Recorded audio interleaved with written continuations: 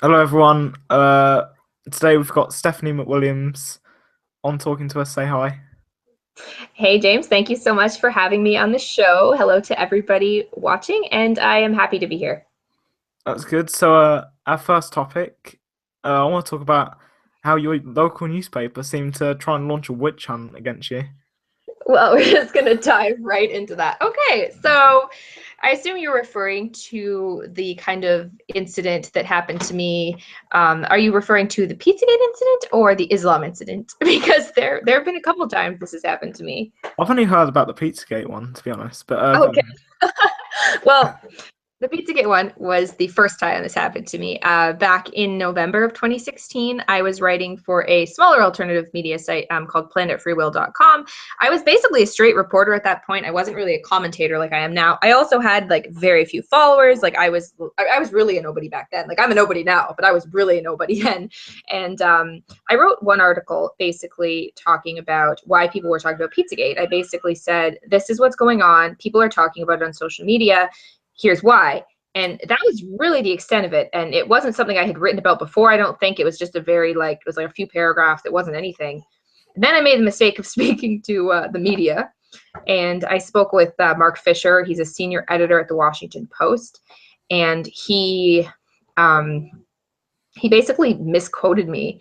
And basically his couple of misquotes started this, like, everybody just took the misquotes even further out of context. And the next day after this came out, I was called up by the Toronto Star, which is Canada's biggest paper, and the reporter there asked me questions, and I told her, I was like, look, I want to clear a couple things up from my interview that was released at the Washington Post yesterday, because Mark Fisher misquoted me and lied about me. And instead of actually addressing that in her article, she proceeded to not, without telling me this, her article was basically a couple paragraphs of her own. So she added a few lies and then all the lies from the Washington Post. They basically just reposted the Washington Post article. And so they put my picture, my hometown, my name on the front page of Canada's biggest paper, blaming me for starting Pizzagate, blaming me for instigating violence. And then all these other websites just ran with it. Nobody fact checked anything. I was called by all these places. I got called from the Daily Show and BBC and all these places. And I turned them down because I was like, look, I don't want to make a career off of Pizzagate. I don't care about Pizzagate. I don't believe in Pizzagate. It's nothing to do with what I write about. So yeah, so it just kind of was this thing where I was kind of forced into this. And then more recently, a local gentleman at one of my local papers in my hometown of about 50,000 people, he wrote an article saying that I sell hate for Islam and I'm a horrible right-winger. And he didn't really say it. He didn't refute any of my points. He just kind of said, she criticizes Islam, therefore she's terrible. So it's interesting, and it's basically what they did to that poor kid with CNN, just going after citizens at this point over comments on the internet. It's crazy. We had someone over here. He's in Scotland, I'm in England, so they're next to each other. Close enough. Same thing. Yeah. um, called Millennial Woes. As far as I'm aware, I think he was a white nationalist. Oh, he is. But what? The Richard Spencer crowd. Like, Yeah. I don't agree with that, but I think one of the newspapers over there, I think it was the Daily Herald or something. It was something weird. They went straight after him. They doxed him. They sent like reporters around to his house. He had to leave the country. Jesus. That's Like, even if you're a proper Nazi, I wouldn't care. I'd think you you're a should. jerk. You're a dickhead, but I'm not gonna endanger you. I'm not gonna send the bloody SWAT team around to your house or something. I don't know. Absolutely. No, it's ridiculous. I think that this sort of witch hunting, and this is also, I wrote an article about this. So if anyone's interested in a bit more of a full picture of exactly what the paper lied about me, I can, I go a bit more in depth with it. But I wrote an article about it, and I said that the media they use terrorist tactics. They really do. And I don't mean that to just be hyperbolic in this climate of terrorism. I actually feel that the way that they go after these small individuals make it feel like it could happen anywhere. And I remember being a little kid when 9/11 happened, and I thought like it was funny that terrorists at that time were targeting, like major cities and like the Twin Towers and things like that.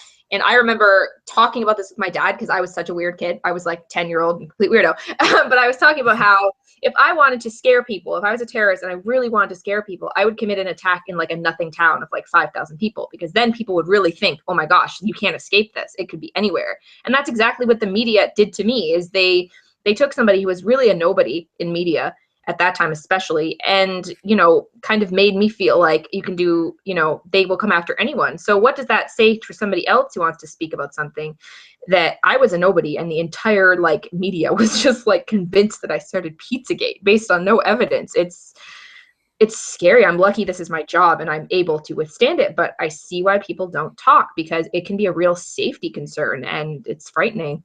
Yeah. I believe Stephen Crowder, he had a fatwa placed on his Yep. head or something. Oh, Steve. Jesus.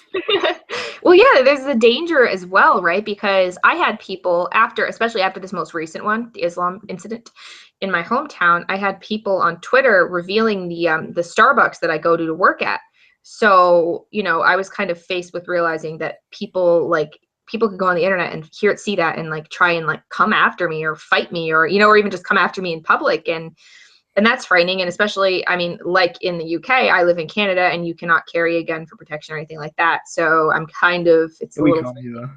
no. So, I mean, you're not even allowed to carry pepper spray here for self-defense. So there's a little, Our laws are tight as well. I it, think there's one weapon where it's like a torch or something, and that's you're allowed to hit someone with that. It's just mad. You know, if someone has a knife, you're not going to do anything with a torch. well, I think here it's more that here we have reasonable force self-defense. Like if somebody were to try and rape you and you happen to have a gun somehow, you could shoot them. The problem is that it would be illegal to have the gun in the first place with you on your person. So, you know, it's not the act, it's the fact of carrying anything used as a weapon. So even if you carry a knife with the intent of it being a weapon, it can be illegal. But if you carry a knife with the intent of using it for utility, that could be allowed. So Canada's laws are a little bit ridiculous. And I never really saw the problem until I started getting these threats from these utter nut jobs from, you know, from these mainstream media hit pieces. Yeah, we have very similar laws here. You know, one day people like us may have to flee the country. You know, you might have to work out of a cave or something. Right. Could get that extreme. You never know. Yeah, we'll turn into, you know, Al Qaeda and just have to live in a cave and like send things on YouTube without the murder, obviously. But yeah, see how I managed to bring up Islam somehow. No, it's a bit frightening, and it's definitely something that I have to think about. And like I said, I think that what scares me isn't so much from my sense. I think fortunately, at this point, it's kind of too late for me to just go back to being a regular person. I think for better or for worse, even though I'm not a large media personality, I have a little bit of a following, and I've kind of put myself in this position now where this is my job. So I basically like, okay, I better succeed at this, because I'm not sure I'll be able to get a job after this because of how the media sees anyone who's remotely, you know, to the right of Bernie Sanders as a literal Nazi or whatever.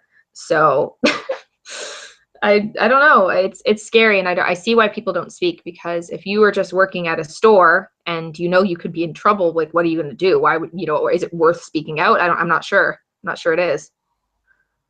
Yeah, I can't imagine that if you had a really, you know, say for example, you're a young, really successful career, and let's say for example, you worked in a bank, and you were high up, and you wanted to expose something, you just wouldn't do it because you'd know you'd get fired straight away. You know, those places are so hostile for you speaking to the media or anything.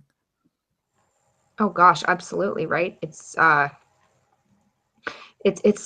difficult, and especially since when you know that when you're going to speak, you may not like it's such a big risk for a relatively small reward, you know, because if you're somebody without a big platform and you're going to go publicly and say, look, I think that we have a huge terrorist problem, and, you know, Islam is clearly a part of that, or something like that, which isn't really a controversial statement if you open your eyes, but it is to most people.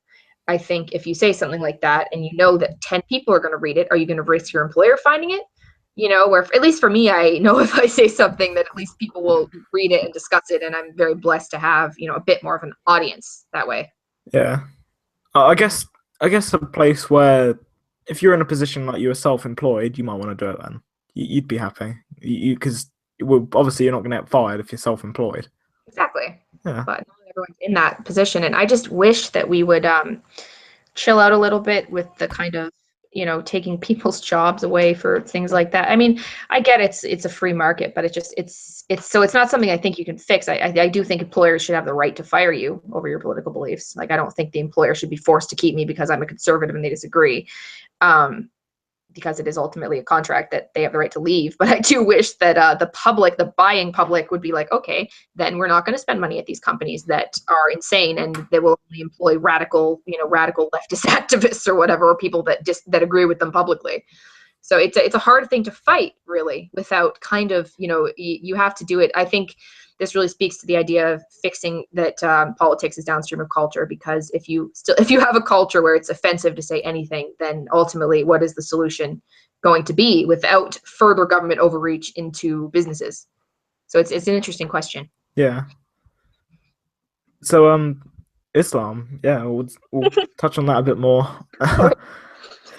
Yeah, I'm So- gonna. Do you have a? I want to know your experience in Canada, really, because I don't know much about it. Well, Canada is not a particularly a big. We don't have a lot of Muslims in Canada. We are a very multicultural, multi-ethnic country, but it's more in these certain places like Toronto and Vancouver. In a town like mine, there's not a lot of you know, non-white Christian people laying around. There's some, obviously, but it's not at all like it is in Britain or in Europe in general. That it's you know, at a population basis, it's still a very small amount of people. However, they have such an undue influence in policy. We have several, you know, Muslim members of parliament. We have, you know, laws that are, you know, very clearly geared to, you know, sort of move towards protecting Muslims from their religion being criticized and all this ridiculous nonsense. Our prime minister is completely, you know, just catering to them, which I find frustrating. It's frightening to me that such a small population of people is having any control over these sorts of things or being given any really special consideration.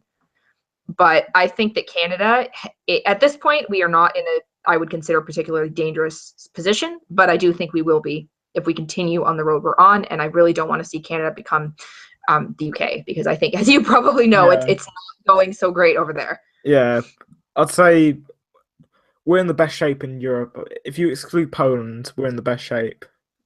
But we're by no means safe. No way. Which is still, yeah. So it's like you're the best of a bad bunch, basically, in terms Yeah. of, you know, like, because to me, I'm thinking that's crazy because we see all the issues you have. But you're right. I mean, if you compare you to Sweden or Germany or France, I mean, it's Britain's actually been sane. It's just that Britain is absolutely insane compared to like America or even Canada. You know, Yeah. what they've done. I think Canada would do exactly what Britain's doing if they had the choice. I just think that we are, fortunately, it's a more determined position to bring in a mass immigration from the Islamic world in Canada, because we actually have to kind of import these people. They can't just come over on a boat. You know, you don't have people kind of sneaking in. And I know, yes, obviously, you're an island as well, but it's a little different because you're relatively close to the mainland, which is, of course, connected to the Middle East and Africa and all these places with this issue. So Canada could be, this is why the United States doesn't really have this issue either. I think we can easily isolate ourselves from this conflict. And yet for some reason, we're like, hey, this is going so terrible in Europe. Let's do the exact same thing here, which I don't really understand. Yeah. What was I going? Yeah, multiculturalism, and in the UK, it hasn't failed. When people say multiculturalism has failed, it hasn't. It's, you know, we have Sikhs here, they integrate. We have Indians, they integrate. It's the Muslims who don't integrate. You know, they have their little ghettos and stuff. I think that's largely true. I say that multiculturalism in general, I don't really agree with it being a good thing, in the sense that I think that the problem with multiculturalism and the term multiculturalism is, even with other groups like, I don't know, like Sikhs or Hindus or Buddhists or whatever, I think the problem is that if their culture becomes the prominent culture of a community that becomes ghettoized, I think any culture would have this problem. I just think Islam lends itself much more to this issue, and they don't assimilate whatsoever. I think I have no problem with multi-ethnic countries. But I do think, you know, I think if you decided that, you know, you should, I don't like the same, Britain seems to be doing kind of the same thing Canada is, where they say there is no culture here inherently. That's my problem with multiculturalism. It's not so much bringing in a multitude of cultures in a minority sense, like, oh, there's some Sikhs and some Hindus, and look at how interesting, because now this city has so much vibrancy or whatever. I don't have a problem with that per se. However, I do have a problem with multiculturalism in the sense of saying, Canada, Justin Trudeau has called Canada the first post-national state, basically saying we have no culture of our own. Our culture is based on our multiculturalism, and I find that ridiculous. And I think that it will lead to huge problems. But like you said, Islam is the most prominent problem for that, because not only do they have a culture that is antithetical to, British culture, Canadian culture, whatever, but it also, they don't assimilate whatsoever, and they always consider themselves in Islamic culture before joining the culture of the country they're moving to. Yeah. Linda Sarsour, she does the exact same thing. Like, her. And she's born in America. It's frightening. Yeah. I can't watch it for 5 minutes without wanting to punch a wall. It's just, no. Oh, she's a piece of work, that one. And I don't understand how she comes in. She's in Brooklyn, and she's, I'm a unapologetic Palestinian American. I'm like, how the hell are you Palestinian? You were born in America. Like, I don't know. It's just weird to me that people do that. Like, it's one thing to say, like, I'm half Greek. I don't say I'm Greek Canadian. I was born in Canada. I don't speak Greek. You know what I mean? Like, I'm not Greek Canadian. I'm Canadian who happens to have a Greek background largely. I think there's a big difference, and I think you see that with her, which is always interesting. And then her comments and her, she just refuses to address anything, and I can't believe that the media doesn't go after her. But it's starting to crumble. I mean, you saw Kurt Eichenwald and Jake Tapper going after her, so it's like all these people that normally are not great are kind of. She's gone so far that Tentacle Eichenwald is like, okay, you're crazy. You can't call Jake Tapper a member of the alt-right. I mean, Jesus. I know, it's just a beautiful train wreck to watch, but I'm also frustrated by it because of the failure of the left to do anything, and especially the failure of the feminists to do anything. I'm a staunch anti-feminist, so I don't particularly want feminism to deal with the Middle East because feminism fucks up everything, in my opinion. However, clearly there's a women's rights problem that needs to be dealt with, and to see them turning their back on these very real issues of women's rights in order to complain about the stupidest things ever happening in the Western world is infuriating. I mean, she blatantly said that, Ayaan Hirsi Ali deserves to have her vagina taken away and all these things, and she's never even really apologized for her comments and things like that. And like, how are you just letting that slide? It's sickening. Yeah. The worst thing is she organises the Women's March. Yeah, exactly. And she belongs to probably the most patriarchal culture there is, which is Islam. Of course. Yeah. No, absolutely. And it's just so ironic that she runs this march. Well, look at the Women's March. The Women's March is a joke. I can't believe that people are supporting the leaders. We have Razmia Odeh, who's a convicted terrorist. We have her. We have they are all in love with Asada Shakur, who is a FBI most wanted terrorist, who's like a cop killer. It's these people that they see as heroes. I mean, it says a lot about them that they will follow anybody as long as they say, "Oh, we're against Trump," or "Oh, we're a feminist." We're a feminist organization. I'm like, what on earth is feminist about Linda Sarsour? Going and she has these connections to these groups, and it's like she's been with Hamas, I think. I'm not sure actually, like, enough to be able to confirm it as a journalist, but I definitely I do know that a ton of these organizations that are seen as kind of moderate organizations, like the Muslim Students Association, for example, have strong ties to Hamas, the Muslim Brotherhood, Hezbollah, all these kind of really horrible, virtually terrorist organizations. So, and when I see her saying that she's a unapologetically Palestinian, and it wouldn't be shocking to me if she directly supported Hamas. I would love to see someone ask her publicly if she condemns Hamas or Hezbollah.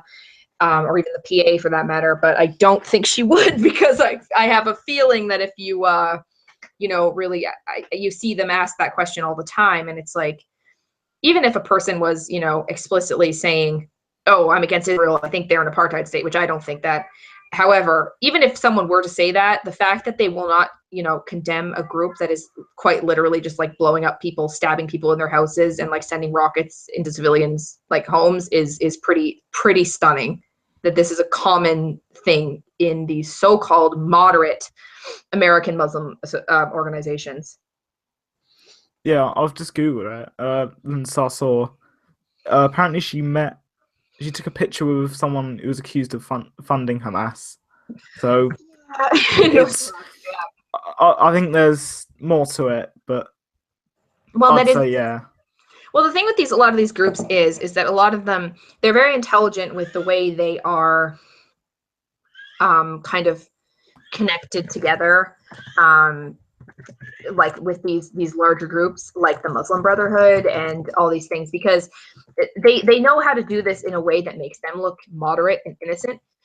But when you go and look at it, that there was this huge case where they kind of they were co-conspirators in this huge case with the Muslim Brotherhood, like all these organizations, like this huge amount of organizations, like CARE, Muslim Students Association, all these so-called moderate, just looking out for Muslim rights organizations are actually affiliated with, like people that are quite literally committing terrorism overseas.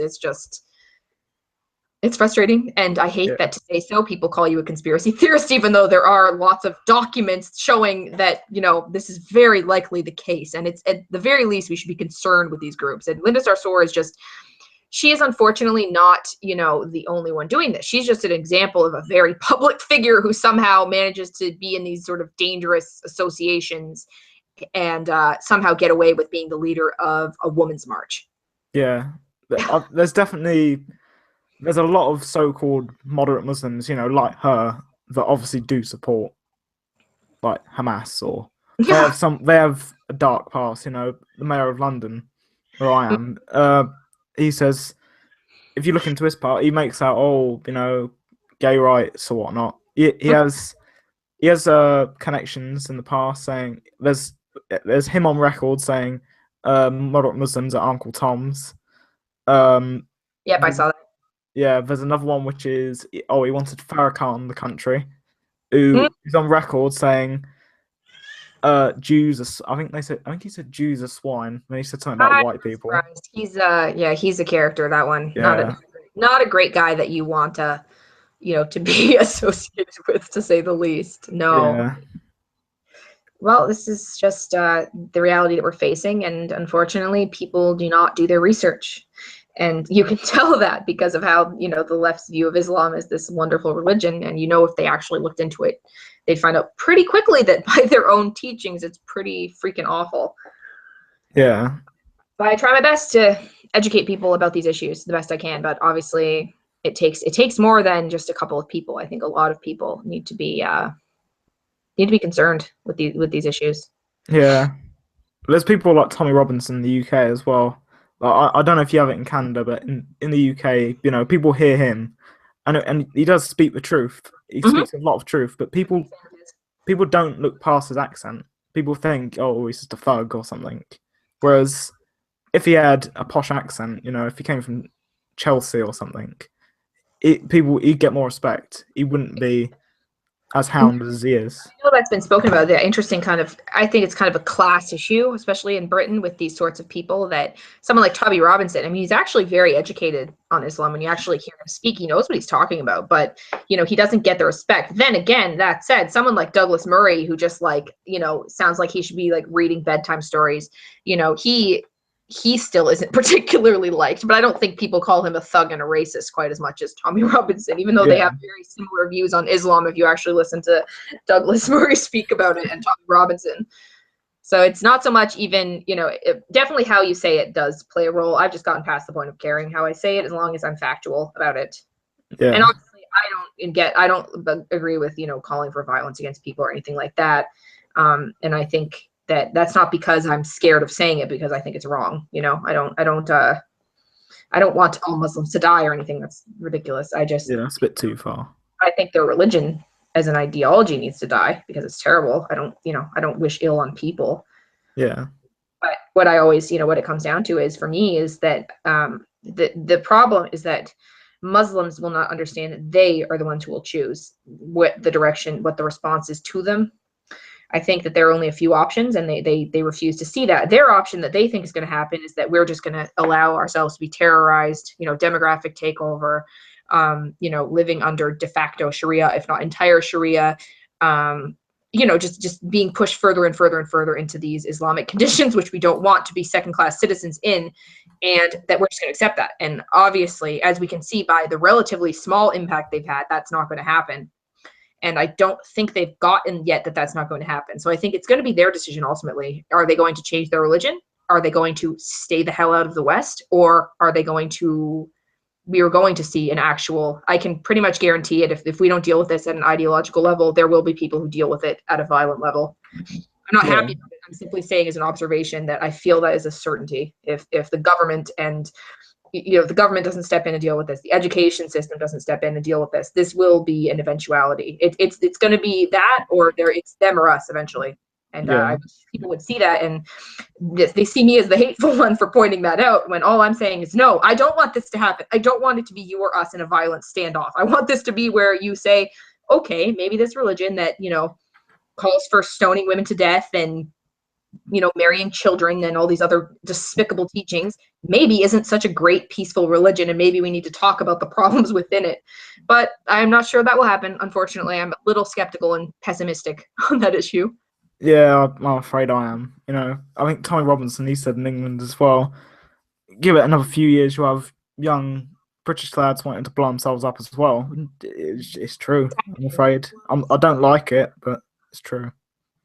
Well, yeah, I mean, it's this is the thing. I don't understand that people can't simply see history and see outcome. That it's just like, it's like a mass delusion on the part of the Islamic community and the left. I think that if they just continue the way they're going, that somehow it will just, I don't know. I think the left thinks it will stop. I think the left thinks if we just are nice enough to them, this will stop, which obviously isn't true.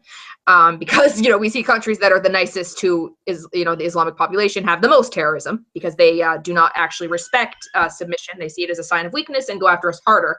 But we would know that if anybody had a basic understanding of Islamic culture or Islamic doctrine. It really frustrates me. And I think the left thinks that. And I think the Muslims think that they are superior and that they can kind of just continue to do what they want. And so far we've let them, because we've been very weak in defending our values. Yeah, we have. So we'll move on from that. It was getting a bit depressing. Right? It is a little depressing. I swear, I'm not a depressing person. It's just Islam is such a difficult, sad topic. Is there something more cheerful? I think anything is, to be honest. I can't really think of anything. Well, what about the whole issue this morning with Trump causing the entire media to explode into flames and all this stuff? Oh, the transgender thing. Yeah, we've talked about that this morning. And so do you want me to go over that, or do you want to explain it, or? You go over it. You've done that. All right. So basically Donald Trump tweeted this morning and made people really, really, really, really mad. He basically tweeted that, from now on, there will be transgender people will not be allowed to serve in the United States military in any capacity. And of course, people have lost their minds. And I think it's really interesting. And my view on it is a bit more nuanced, in the sense that I actually tweeted initially, but proceeded to make a Periscope because nobody actually read my full set of comments before being like, what, you don't agree? I said that I don't actually agree with a blanket ban. However, I think that unfortunately, due to the ridiculous LGBT lobby, this is the only viable option. Basically, I think that it's such a tiny portion of people. It's a very, very, very small minority within the general population and within the military. Within the military, it's 15,500 people in active duty service out of 1.4 million service members, tiny, less than 1%, who are using a huge disproportionate amount of healthcare costs due to hormone replacement and, gender swapping surgeries and all this stuff. And I think it's very clearly causing a lot of problems. And because it's such a tiny number of people, I actually wish the military could just handle it on a person-to-person basis. However, because of the LGBT activists' insistence that being transgender is not a medical condition, but a protected class, which is sacrosanct, and to discriminate against a transgender person is totally the same as discriminating against a Black person or a Latino person or whatever, that they've kind of put them in the position where they basically have to say all or none. Because what are they supposed to do? If they find someone who's transgender, who say they're a 19-year-old who wants to join the military, who wants to get a transition surgery, who is pre-transition, who, doesn't kind of really fit in either of the gender roles in terms of their capability in combat, now the military, a lot of the time can't reject people like that, because it would be discrimination against transgender people, which is ridiculous. On the other hand, I don't see how they don't understand that this would impact, for example, a 40-year-old man who has been transitioned for 15 years, who has had sexual reassignment surgery and has been on hormones and really does just look like a man, and you wouldn't know the difference to see him walking down the street. I think there are a few individuals like that, and it's frustrating for those people that the military has now banned all of them. But I think that their anger is misplaced. I think they're blaming, the horrible Christian right, instead of blaming the people who've politicized this tiny issue and used their minority status to impede on the rights of others. So overall, I do support the decision, and I don't really see I don't think they really gave him an alternative, to be honest. Yeah, I think I support it, but if you wanted to be really fair, you'd say, we're going to judge you on your original gender. So if you're a man who is now a woman, we judge you on being a man. That's fair, but... Well, yeah, because it's kind of complicated, though, right? Because first of all, I completely don't think it should be a problem, because I completely 100% oppose women having lesser standards. I think if you want to be in the military, you should have to meet every single standard the same as a man. I don't think it's right that just because you have a penis, you have to meet a higher standard, and just because you have a vagina, you have to meet a lower one. I think that the standards are, the minimum standard should apply to everybody. So I don't have a problem with women in the military necessarily. I do think that I don't like that they've made it easier for women. So in that sense, it's complicated. But like you said, it becomes an issue because it's like there's such a broad range. And when you looked at the numbers as well for the 15,000, this was from a study, I think at UCLA. I looked into it a little bit, and their version of who is transgender is very broad. I think they're including people who haven't had surgeries or hormone replacement yet, or blah, blah. So it's probably even less. And I saw people tweeting about how, there are more transgender people serving in the military, and way higher than, kind of per capita than most Americans. And I'm thinking, and I'm like, is there implication that transgender people are just somehow more patriotic about a country that's supposedly evil and cis-sexist and hates them?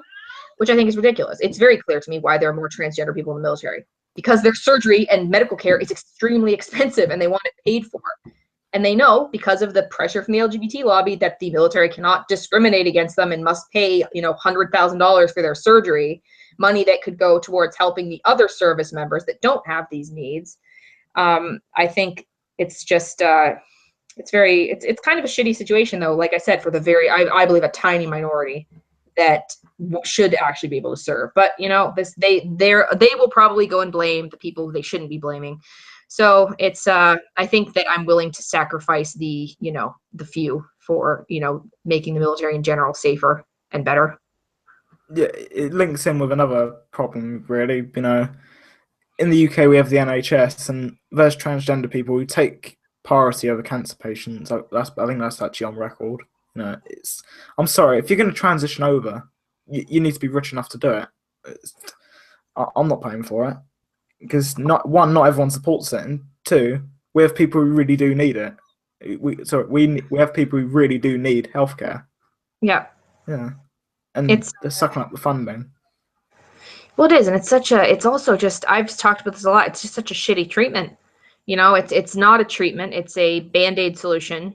And maybe it's the best solution. I'm not sure. I'm not a doctor, but I feel like our politicizing of it, and I've written about this recently, that insisting that it must be an inherent identity and we can't fix this in any other way, that we have to do transition surgery, I think it's really, we could be doing a lot more research into this, and I would support that. I wish there was a charity I could give to that would go towards actually looking for a cure for gender dysphoria, instead of going towards paying for surgeries that cost $100,000 that unfortunately still does not heal people's pain. So this idea that I hate transgender people or hate transgender people in the military is ridiculous. I actually feel really bad for people that very clearly have major problems and a lot of pain in their lives, and how many people commit suicide and things like that. It's tragic, but we've politicized it, so we can't actually do anything to help these people. It's sickening. I don't see why they think that they have the moral high ground. Yeah, but we shouldn't be encouraging it. As you said, the suicide rates are higher, or I think suicide rates. I think it's 60% more likely. I think it's 40% more likely to do it. Something like that, but it's still an outrageous number. It's a lot. Yeah, it's not good. Well, and I would say that the comparable numbers, basically their argument to hold water, that suicide in the trans community is because of bullying, you'd have to argue that they are literally worse off than any other group of people oppressed in the United States, supposedly. And I'm not saying anyone's really oppressed in the United States, but these people, you know, believe that Black people are oppressed and blah, and yet they think that transgender people have it worse than anyone. And if you look at the suicide rates, you know, in like Jews living under Hitler had the same similar or lower suicide rates. So do transgender people have it worse than, you know, Jews living under the Nazi regime? I don't think so. I think it's clearly an internal problem. Yes, it can be exacerbated by bullying, and I'm not suggesting we bully people, but it's not to act like if we just accept people enough, they'll feel better is ridiculous. It's not working clearly.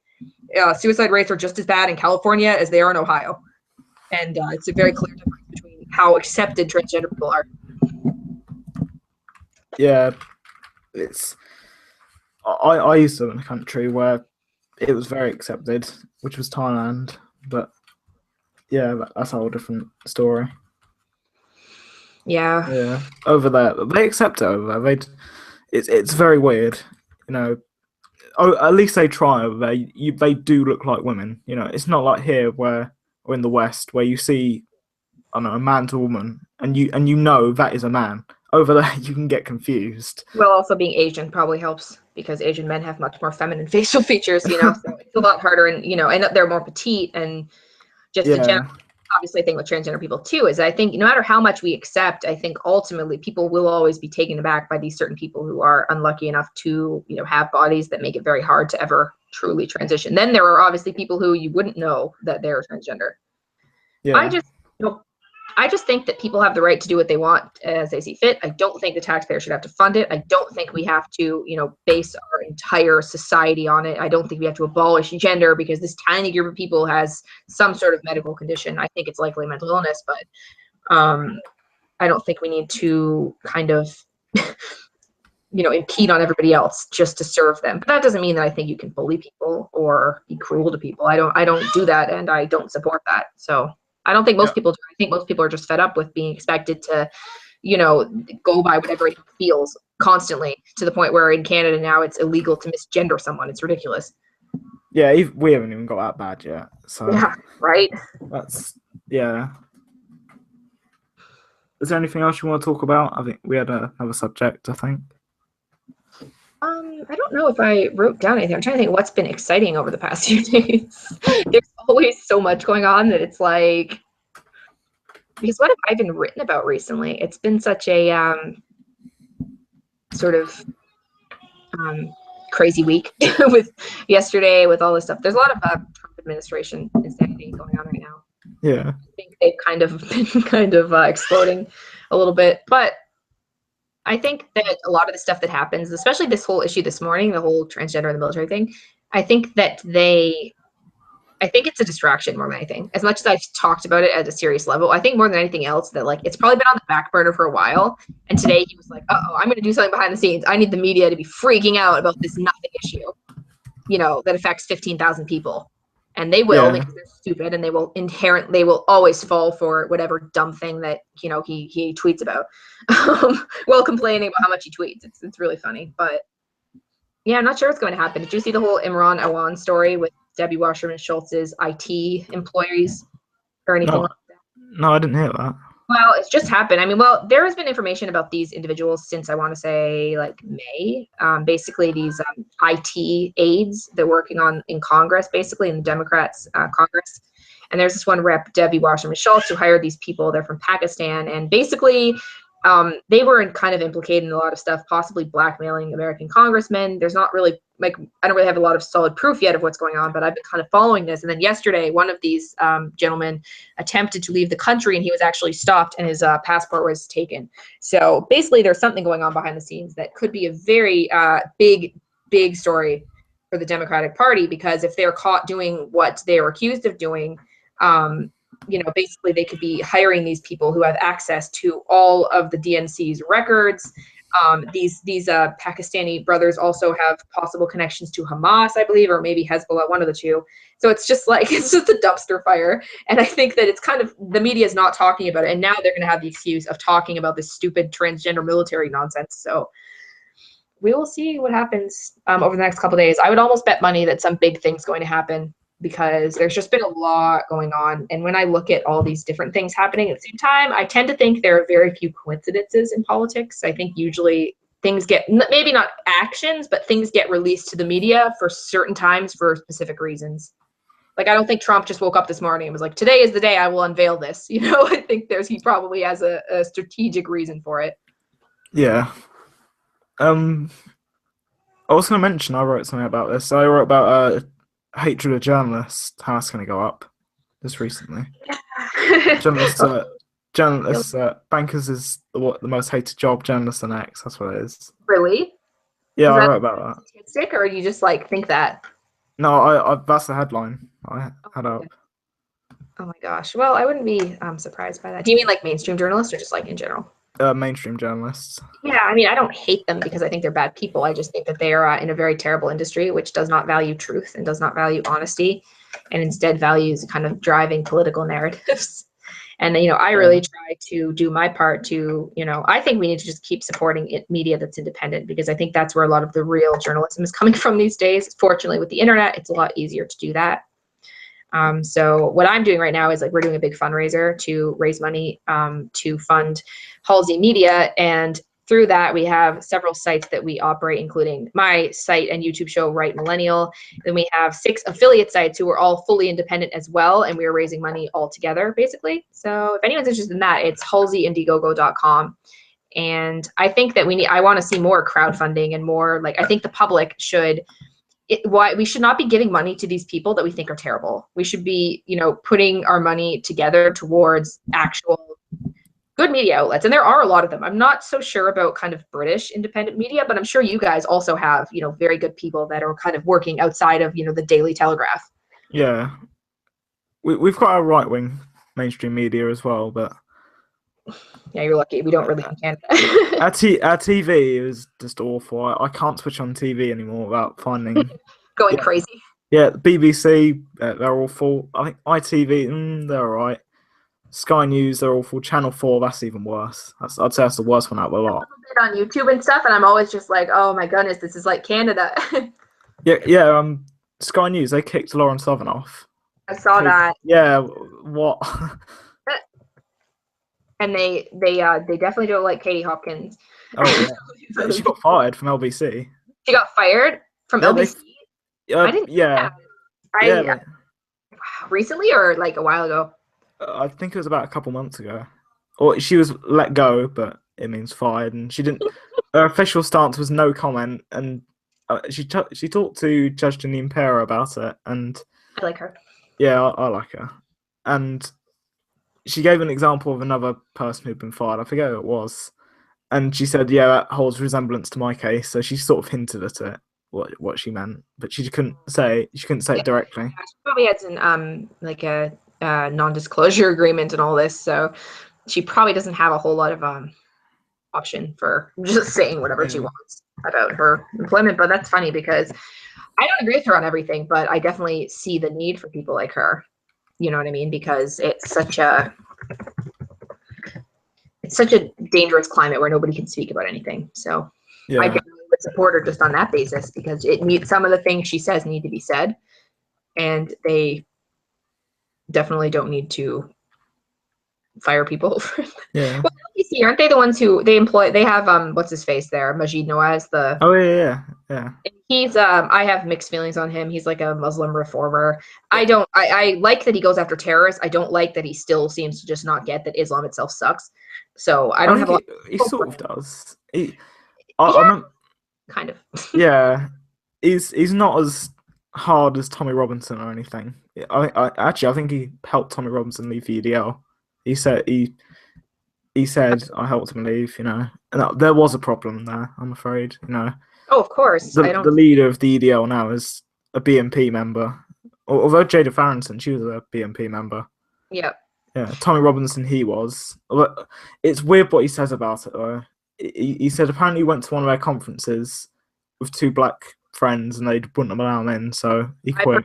I don't think I think he's, what I've heard, as far, this is third hand obviously, but what I've heard from interviews from him and things like that is that he had to join the party thinking that, kind of more on the anti-Islam aspect. And then he started trying to get more involved. And like you said, he came with people that were not white and they were like, you can't come in. And he was like, okay. I wasn't thinking this was a racist party. I just thought this was, and I am not saying he shouldn't have done more research and things like that. Of course he should have, but I'm not going to hold him to it forever. I certainly don't think he's a Nazi. And I think Tommy Robinson has more than redeemed himself of a lot of his past kind of indiscretions or sort of, sketchy associations. I'm not going to hold him to it for sort of the rest of, the rest of his life because of that.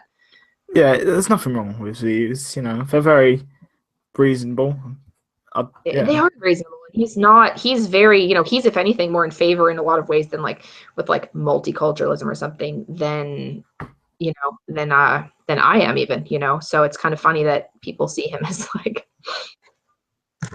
people see him as this horrible, evil white supremacist or something. It's ridiculous. And Islam isn't a race. And I hammer that down because I don't understand how people can't understand that it's not a race. This is not a race. This is an ideology that is practiced by people of all kinds of races, and it's bad wherever it is. If I'm racist against Muslims, so sure, most Muslims are Arab, but does that mean that I, would be any happier about Indonesian Muslims? No, I'm not. I don't like them either. I don't like their beliefs either. I don't really care if they're, if they're Asian. I think their ideology sucks. So yeah, you wouldn't call me racist or whatnot if I oppose Christianity or Buddhism or Scientology. But with Islam, that's the ultimate crime. Society now. It's Islamophobic, which is just ridiculous. Yeah, there's no such. The definition of Islamophobia is an irrational fear of Islam. Yeah, what's not irrational about hating people being stoned to death? Nothing. Yeah. I say, and they'll say, oh, well, there's Muslims that aren't do those things. They don't believe those things. I'm like, yeah, of course, and I just say, and I hate to pull the Nazi card, but there were Nazis who were not evil people. Made a movie about Schindler. He was a member of the Nazi party. The Nazi ideology, still bad. Just because there were people who were Nazis who were not bad does not mean the ideology that they are part of is good. Yeah. He said nobody. I really would love to see how. Imagine if we could go back to the 30s with the internet age, would people be saying that we're Nazi phobics? We just don't understand their culture. It's ridiculous. It's a bad ideology. It's full of terrible ideas. I wish it was reformable. I don't really think it is. But until it is, I'm going to criticize it the same way I would criticize anything. And if Christians were going around blowing people up and it was blatantly in their holy books to blow people up, then I would say, well, too bad. You can't do that. Yeah. And I'm not going to feel bad criticizing it. It wouldn't make me Christian phobic or whatever. It's ridiculous. It's stupid. Is there anything else? No. Somehow we've gotten Islam again. I know. I'm sorry. That's so my fault. I'm very good at doing that, or bad at doing that, whatever way you want to go. But no, it's been nice having a little chat with you. Thank you for having me on. Yeah, that was all right. I'd like to speak again, do some more stuff. Yeah, of course. I'd be happy to. All right. I wish. Perfect. Thank you. All right. Thank you for tuning in, everyone. See you soon. Bye.